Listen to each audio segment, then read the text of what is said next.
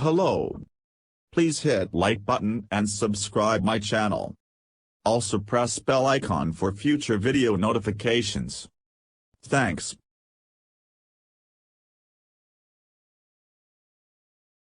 Fossils of a tiny sea creature that died more than 500 million years ago may compel a science textbook rewrite of how brains evolved. A study published in Science, led by Nicholas Strausfeld, a Regents Professor in the University of Arizona Department of Neuroscience, and Frank Hirth, a reader of evolutionary neuroscience at King's College London, provides the first detailed description of Cardiodictyon catenulum, a worm-like ani. Measuring barely half an inch, less than 1.5 centimeters, long and initially discovered in 1984, the fossil had hidden a crucial secret until now: a delicately preserved nervous system, including a brain. To our knowledge, this is the oldest fossilized brain we know of, so far, Strausfeld said.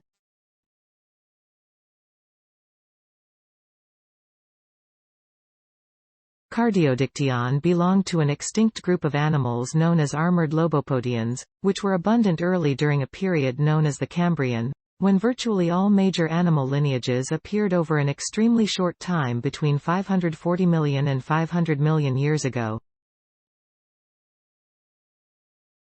Lobopodians likely moved about on the seafloor using multiple pairs of soft, stubby legs that lacked the joints of their descendants, the euarthropods, Greek for real jointed foot. Today's closest living relatives of lobopodians are velvet worms that live mainly in Australia, New Zealand and so. A debate going back to the 1800s. Fossils of Cardiodictyon reveal an animal with a segmented trunk in which there are repeating arrangements of neural structures known as ganglia. This contrasts starkly with its head and brain, both of which lack any evidence of segmentation. This anatomy was completely unexpected because the heads and brains of modern arthropods, and some of their fossilized ancestors, have for over 100 years been considered as segmented, Strausfeld said. According to the authors, the finding resolves a long and heated debate about the origin and composition of the head in arthropods, the world's most species-rich group in the animal kingdom. Arthropods include insects, crustaceans, spiders and other arachnids, plus some other lineages such as millipedes and centipedes. From the 1880s, biologists noted the clearly segmented appearance of the trunk typical for arthropods, and basically extrapolated that to the head, Hirth said.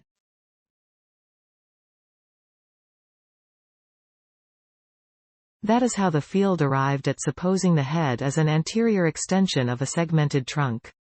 But Cardiodictyon shows that the early head wasn't segmented, nor was its brain, which suggests the brain and the trunk nervous system likely evolved separately, Strausfeld said.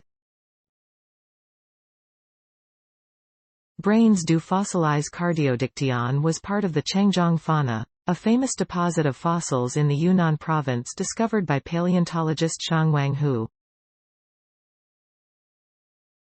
The soft, delicate bodies of lobopodians have preserved well in the fossil record, but other than Cardiodictyon none have been scrutinized for their head and brain, possibly because lobopodians are generally small.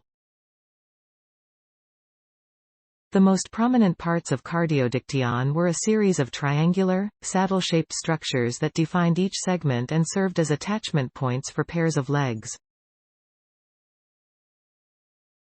Those had been found in even older rocks dating back to the advent of the Cambrian.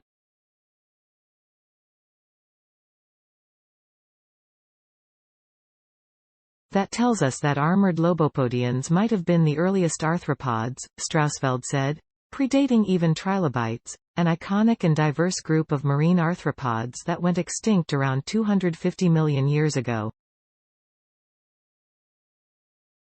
Until very recently, the common understanding was, brains don't fossilize, Hirth said. So you would not expect to find a fossil with a preserved brain in the first place.